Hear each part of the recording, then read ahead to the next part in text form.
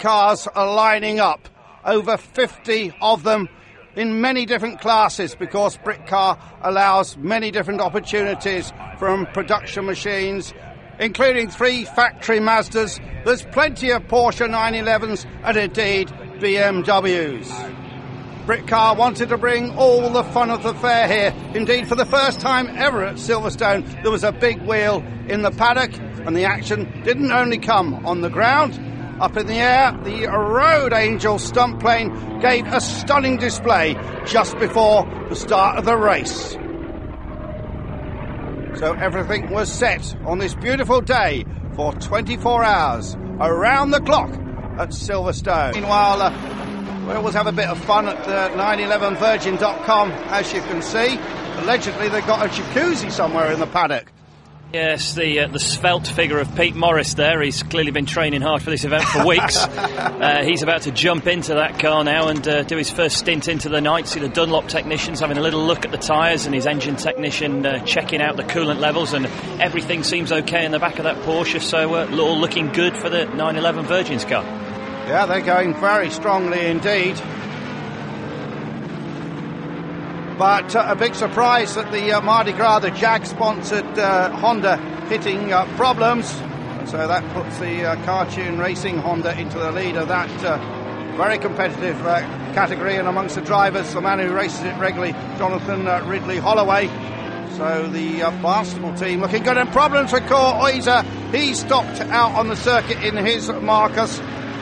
Yeah, it looked like a coming together there between a couple of Marcoses, and the 47 car clearly ending up worse off there out of the pair. But looking now at the Duller Motorsport dominant BMW now as he comes round Club, clearing his way through the traffic, and looks like he's got a bit of clear air now as he comes down into Abbey. Yeah, the other Marcus involved in that was the 39, the Chesterton Holdings car of Oliver Bryant, Graham Bryant, and his group, as people have fun on the Dodgems.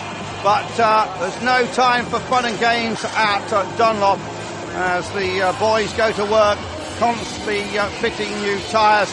But the one thing they'll be pleased about, no rain, so they won't have to fit a load of rain tyres quickly. And just look at the stocks of new racing cars ready to be used. So the old tyres are stripped off, the new tyres put on. They're very finely balanced, and then the teams will take them away, and they'll be roaring around Silverstone in just a few minutes' time. But a very finely honed operation from Dunlop.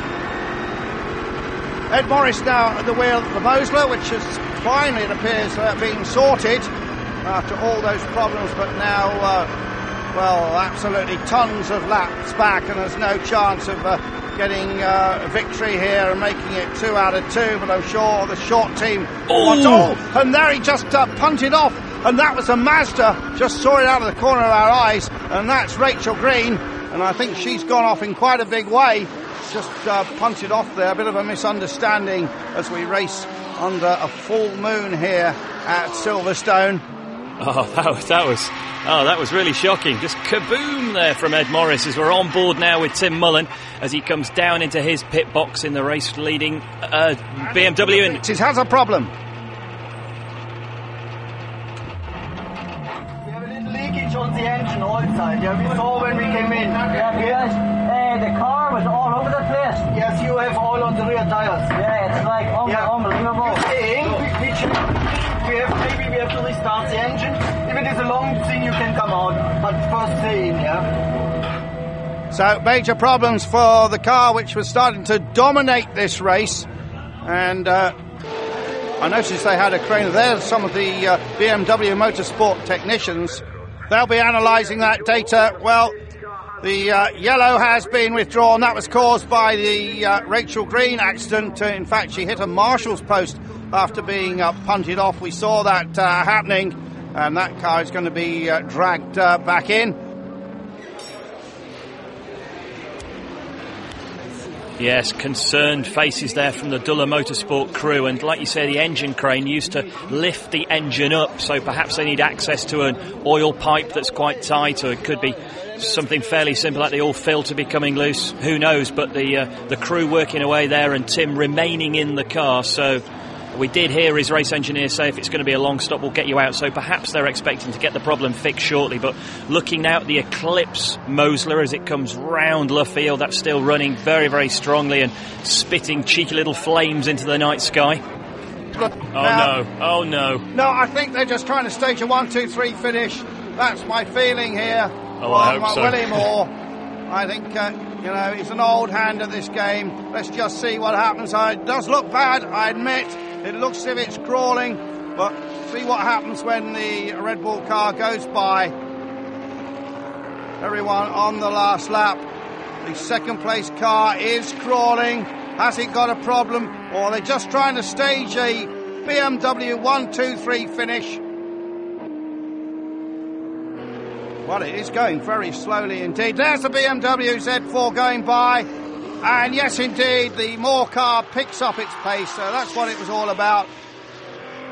Big sigh of relief there from me. Oh. Absolutely. Well, that would be absolutely appalling. It's happened in the past, of course. We go on board. Dirk Werner at the wheel for these final few moments of this Silverstone 24 hours. Certainly, we can count this race in its second running a very big success.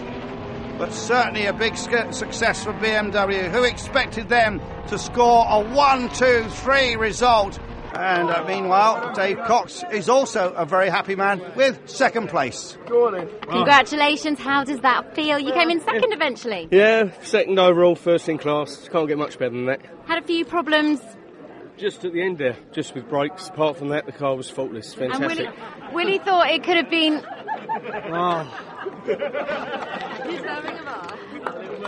Is that better?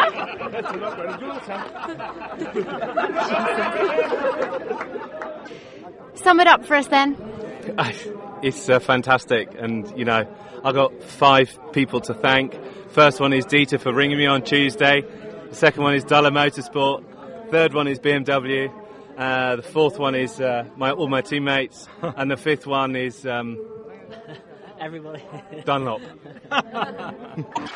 And Callum sharing that car with Paul White, Tony Brown and Don Grice. Final thoughts from you, Rob Bath?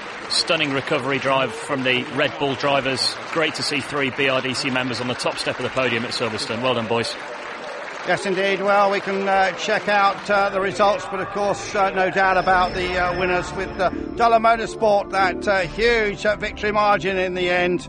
Second place, Moore International. Third, Tishner Motorsport. Just 3 drivers in that car. Team Parker fourth, and J&S Accessories in 5th place, winning the GTR class. In fact, 3 different class winners there. Then the Top Cats racing, Marcus Mantis. Then the class winning Honda, the second of the Top Cat cars. Butler Motorsport, just heard from Callum Lockie, finishing 9th, winning its class. And in 10th place, the Eclipse Motorsport Mosler. 11th, the German-driven Lotus. 12th, the Mardi Gras Honda, finishing 2nd in class. Team RPM disappointed, no doubt, with 13th. Daniels win their class 14th. And 15th, the Diesel Golf.